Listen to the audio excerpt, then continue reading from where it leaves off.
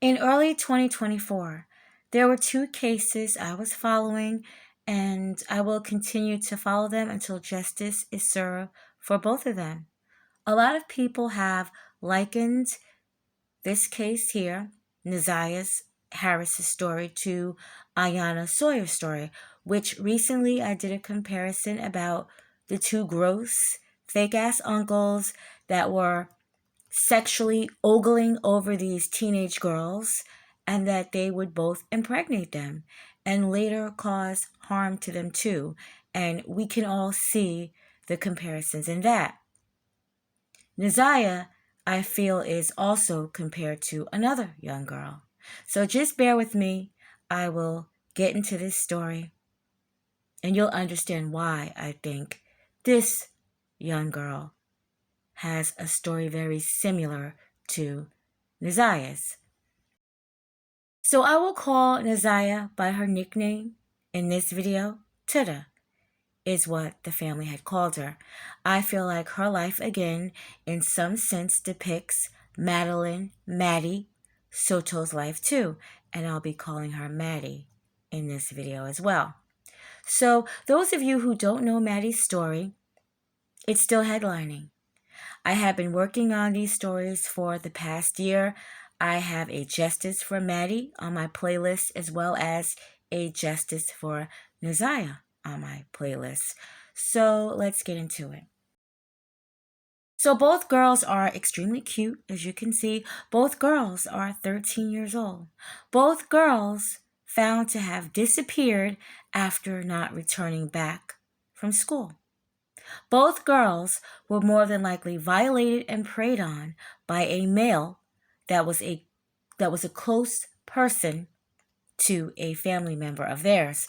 Both girls have assumed to be pregnant by that male person that was close to a family member.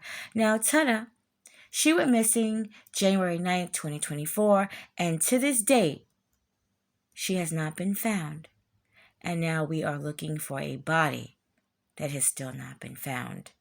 Maddie went missing February 26, 2024, shortly after Tuda. Her body was found sometime after, only because the victimizer did a lousy job of trying to get rid of her body.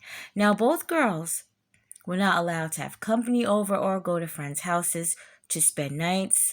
And, I won't even argue with that. The world is different now. But for the ones that wanted to spend a night over at these people's houses, you're probably very glad that you didn't.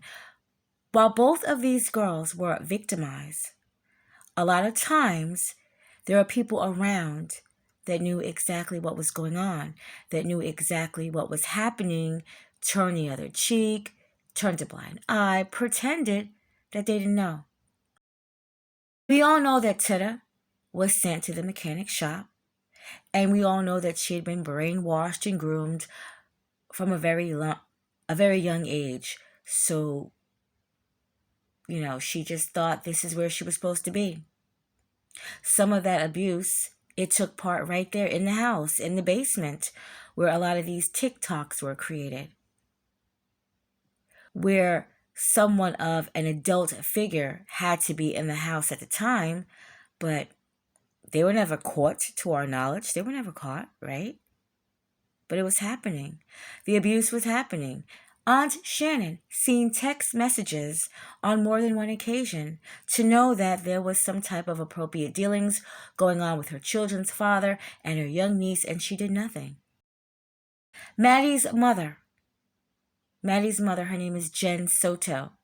She would send Maddie up to where Stephen Stearns was in the house and would tell her daughter to get in the bed with him and go to sleep. Because, see, Maddie, she tosses and turns and she sleeps wild. She'll be on one side of the bed and end up on the other side of the bed.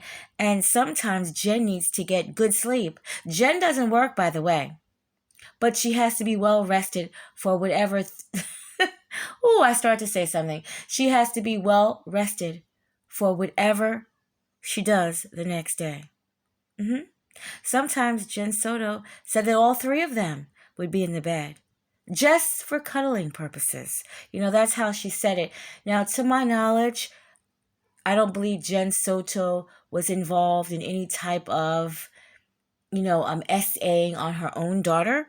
I would also like to add in that Stephen Stearns, he likes anal sex. And Jen Soto, she doesn't. Let me just add that right in there with it. But trust and believe, she knew what was going on, because she wanted that, quote, good sleep, unquote. That's what she wanted. So again, she would send them into rooms themselves. And the reason why I keep saying rooms, because this is a 4 to 5 bedroom house to my knowledge of what I can remember. And Maddie, she had an area in this large bedroom downstairs.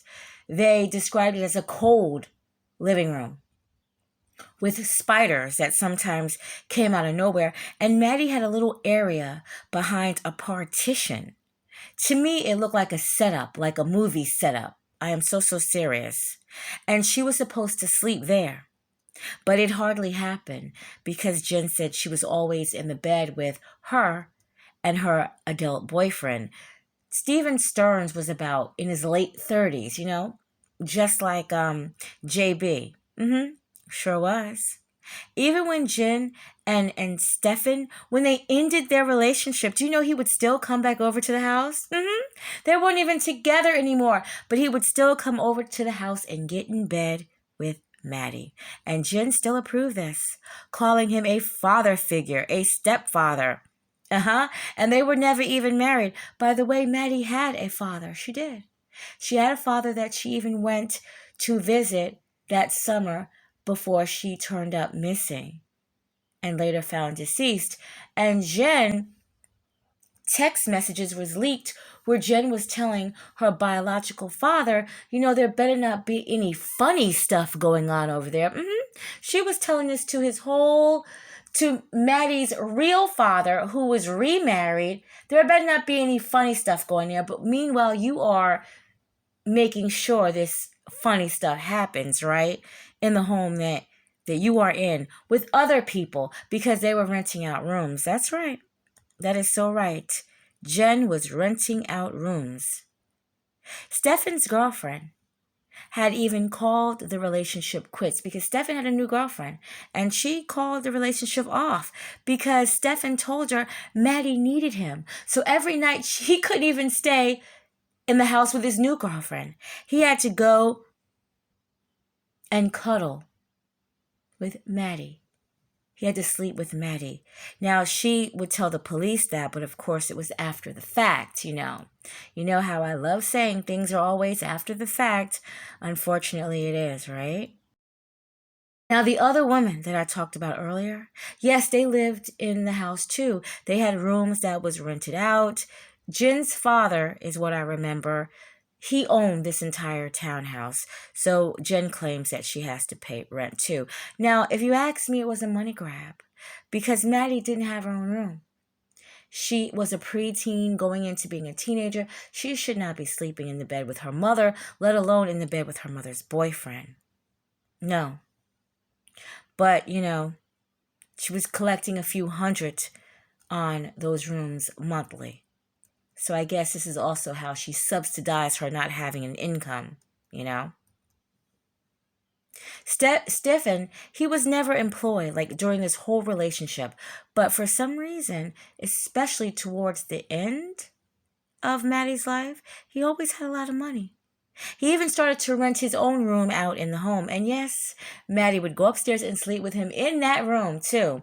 And surprise, surprise, out of all the rooms in this house, his had a lock on the inside, a deadbolt lock on the inside. He did. None of the other rooms had that. So he purposely put that lock on. So while Jen was, downstairs in her room, and her 12, 13-year-old daughter was upstairs in the room with her ex-boyfriend, on-again boyfriend, whatever you want to call him. They're in that room behind the door with a deadbolt. And just like in the Texas that Aunt Shannon said Tuda was sneaky, and her friend said Tuda just wanted some DICK, around the time that Tudor was missing, Jen said she was afraid that when Maddie turned 18, her and Stefan would run off together. She compared it to that Woody Allen and Soon-Yi situation. Now, for those of you that don't know, Woody molested Soon-Yi when Woody was dating Mia Farrow. And when she was old enough, Woody married Soon-Yi. And surprise, surprise, they have a daughter. But that's a whole nother story. But yeah, this is what Jen compared what was going on in that house. She was afraid when Maddie turned 18, her and Stefan would run off and be married. I'm sorry, you guys. This story just really grossed me out. Woody Allen has never, ever did any time for what he's done to Soon-Yi. Years ago, I seen like some type of special about them where they was seen having a very quiet life in New York, and they have adult kids now. And it's so gross because even if you didn't adopt her, you raised her, you helped raise her, you were the quote father figure. This is when you can see some men just don't give a damn. And this always really pissed me off because now they're both old as shit, you know what I mean? And she's with her victimizer. They're in age. Maybe now she feels that, being that he never was, arrested about it, even though everyone was talking about it. Given a chance, they'd talk about it again. But maybe she feels it was okay. I just hope that the daughter that they share together, the children that they have together, that he didn't do that. Because she was conditioned that it was okay. He's disgusting. He's a pig. Yeah, so Mr. Allen there, he'll be 90. He'll be 90 soon. And if he passes away and he hasn't left his fortune to Soon-Yi, like he decided to leave it to a parakeet community, because he's strange like that, then she wants to come out with a tell-all. No. We don't want to hear it, Soon-Yi. You had your chance back when you were like 11, 12, 13, 14, even in your early 20s to come clean, but you never did. So we don't want to hear it. And Soon-Yi looks older than her years because she's probably stressed the fuck out by being with Alan. Okay, I digress. Let me go back to the story. Isn't that something? Isn't that something? And by the way, Woody's comeback after all these years was, I didn't adopt her. Yeah, that was that nasty ass thing's comeback. But again, that's another story for another time. Well, why would she say that if she had no clue as to what was going on? You know the way that Shannon, she still puts money on JB, Jarvis Butt's books, Jen told Stefan's parents to get him a lawyer. She told him to get him a lawyer after the police showed her an image on Stefan's phone of Maddie performing O on Stefan. When she looked at that, did she cry? Was she grossed out? Did she want to vomit? No, she made sure that she told Stefan's parents, look, they're trying to pin him. They're trying to pin him. You need to do something. Get him a lawyer. That's what she said. Meanwhile, her daughter is gone and dead, and she's thinking about covering for her on-again, off-again man, right? Let me just butt in one more time. So this is Maddie's 13th birthday picture. They had a little party there at, I believe, her maternal grandmother's house. What a coincidence that her mother couldn't even attend. She said that she had to work late. But they're trying to figure out what job this heifer had. You know what I'm saying? But she had to work late. Naturally, Stefan was not allowed there. The family didn't like Stefan. They didn't trust Stefan. And this is the picture right here that they're saying she looks a little bit chunky, a little on the chunkier side. Could she have been pregnant? Now, Jen Soto claims that she keeps track of her daughter's periods. Interesting, right? She keeps track, and she missed her period for like 2 months around that time. But again, that's a Maddie Soto story that I've covered. But, for those that haven't covered that story or found out, I should say, anything about that story. That's how she felt about this whole entire situation. She actually said she wasn't really worried about the sex stuff, but to kill Maddie, that's evil. That's what that heifer said. To kill Maddie is the evil part. The sex stuff is like, okay, it's just sex. It's just my little daughter at 8 performing oral on my boyfriend. But if he kills her, that's evil. That's what she said. You guys don't know. I have been watching Court TV, Court TV, Court TV. I'm going to leave the playlist right underneath this video. If you guys who don't know about the Maddie Soto story want to just check it out. And I'm going to be following both of these stories simultaneously because these two little girls have a lot in common. JB had Tuda feeling like she was his girlfriend, that was her boyfriend, and that she had to deal with him being with other women. She even was saying to him over and over again in their text messages that she was not cheating on him, that she loved him. That was her bae. Remember, her bae for life, saved in her phone. And she loved him. Now, Stefan, he pretended that he was a father figure. Even the other women that rented out rooms in there, they even said that Stefan appeared to be, a father figure. That's what they said. And then they wanted to start changing their tunes when they found out that Stefan was secretly recording their ass in various stages of undress. When I tell you, they have another rabbit hole going on in this situation too. When I tell you, they started to say, oh, well, they heard something towards the end. Yeah, neither here or there. You didn't do shit. Because remember, he was a father figure. So while Jen is downstairs staying doped up on whatever prescription medicine and street pharmacy drugs she had, Stefan was having his way with Maddie. Maddie felt differently. She didn't feel like Tuda. She wasn't in love with Stefan. She told her best friend that he was weird and he hung out in the living room and ate up all the food. That's what she said. So Maddie again felt differently. She did. Maddie even told Stefan that she liked a boy in school that was tall and had like curly, messy hair. That's the way she described him. She told this to Stefan. She didn't tell this to her mother. Jen even felt that Stefan was more closer even to Maddie. That's why she confessed that, she liked a boy. She didn't say this was her boyfriend. She just liked a boy. But Stefan and Jen discussed that Maddie was too young for a boyfriend, but Maddie's too young for a boyfriend that's 12 or 13, her age. Or she's too young to like a boy that's 12 or 13, but she can go upstairs behind this deadbolt door and be with this 39-year-old man. Oh, she's not too young for that at all, right? You see how this sick shit is? Oh my God, these people. She's not too young for that, though. And you guys remember when Aunt Shannon was saying that Tuda was a virgin while she was running around the house or doing TikTok videos about 4.5 months pregnant? The lies out of that woman's mouth. So again, my theory on the Tuda situation is it was a botch, DIYAB. I really feel that way.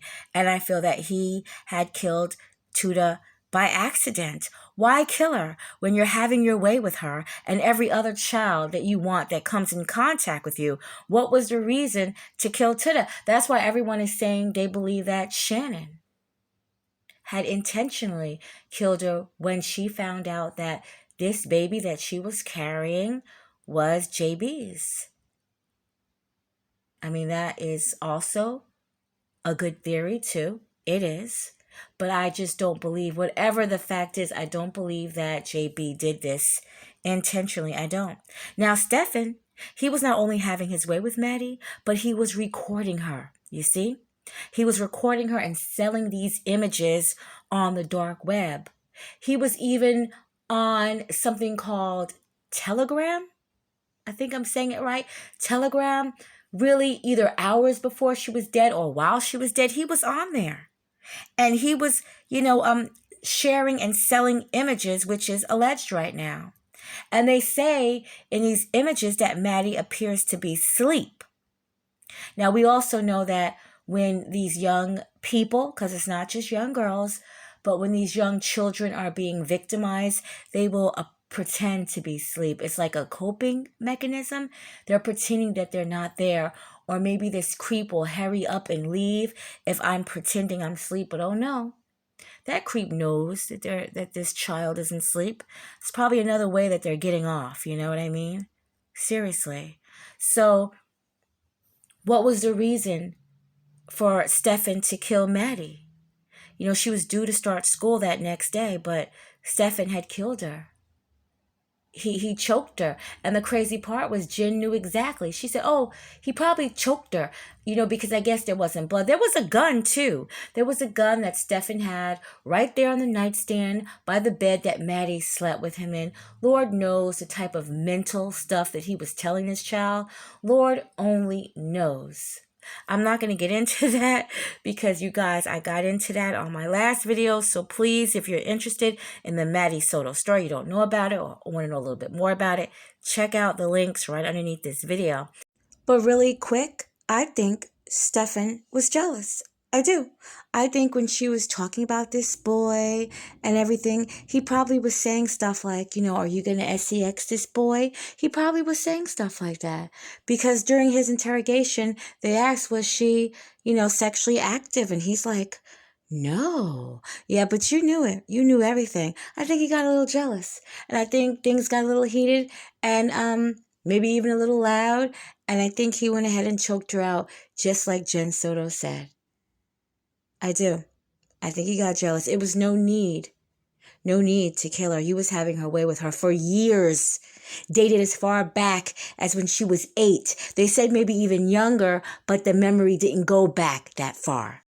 Now they're saying that Maddie appeared to be pregnant on her 13th birthday. This was her last picture. She appeared to be pregnant. Now there were pregnancy tests underneath the cabinet in the bathroom, but Jen Soto hadn't checked to see if one was missing. It was like, bitch, you know. You know damn well if one was missing. This heifer lied all through the interrogation process, or the interview process, I should say. Lied. Didn't cry when she seen that horrendous image of what her daughter was being made to do. Didn't cry when she found out her daughter was dead. Never cried. But there was one time she did cry.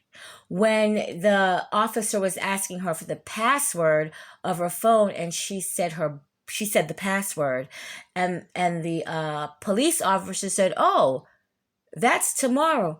I said, oh my God, that's my birthday. My birthday's tomorrow. Oh my God, this is a hell of a birthday. And then she starts crying. She starts crying when she finds out that tomorrow is her birthday. You have a daughter that is missing and pronounced deceased and was deceased, you know, sometimes later. A boyfriend that is probably never, ever getting out of jail. And you're crying because I guess, you know, you can't go to Chipotle with this dude. I mean, oh my God, this bitch here, she really had me. She really freaking had me. I was so tired of her. And the reason why I'm really saying, while this is similar, you do see some similarities in this. But the thing is, from my knowledge right now, nobody else has been charged. Yes, we heard that Shannon's children were taken away. We don't know exactly why yet, but we have heard that the children are taken away. And it's probably because she probably was trying to, you know, tell the children what to say, coerce them into different things, you know. But from what we know now, like, they might not face any criminal stuff. I'm believing. I hope not. That's from what we know now. Now, Jen Soto, as of what we know now, she is not facing any criminal stuff. When she was 100% behind this, you are shoveling these two together. 100% behind this. So yeah, for me, it's a lot of similarities. Now, I will be back with a recent update of Maddie Soto. And of course, if any new information comes in on Neziah, I will be back, most definitely. But right now, I am screaming justice for both Madeline Soto and justice for Neziah Harris.